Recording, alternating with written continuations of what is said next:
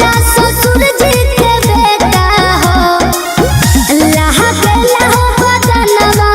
पहलवनवा ए सखी किया हो सखी मन जोग मिलवल पिजवा मोर किसनवा ए सखी किया हो सखी मन जोग मिलवल पिजवा मोर किसनवा ए सखी।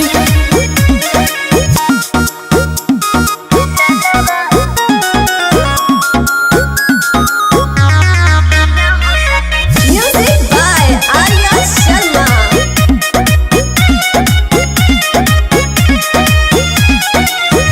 ताहरा बलम लेखा बहरा न जले सखी दोनों बेरा खाए भर गवही कमाए सखी अरे बड़ी बड़ी आँख बड़ी मुछिया हो कन्हिया पलल के गमछिया हो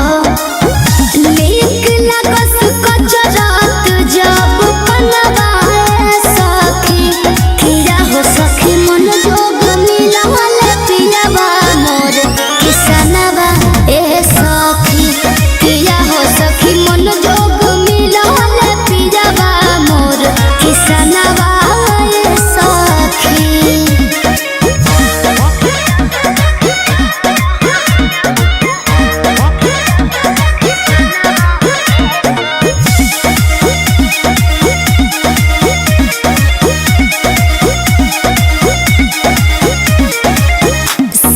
सबकसनी मौन कमवा खेती बधारी सखी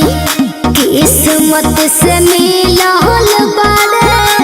आसूती भरी सखी ए सखी अरे दुआरा पर 4 गो मवेशी हो फेल पुरवैया में सी हो मोहिले सिल पी के मनवाए सखी किया हो सखी हो खते बिहनवा जहले खेते खरिहनवा ए सखी किया हो सखी पीछे पीछे जाई लेके हम भोजनवा ए सखी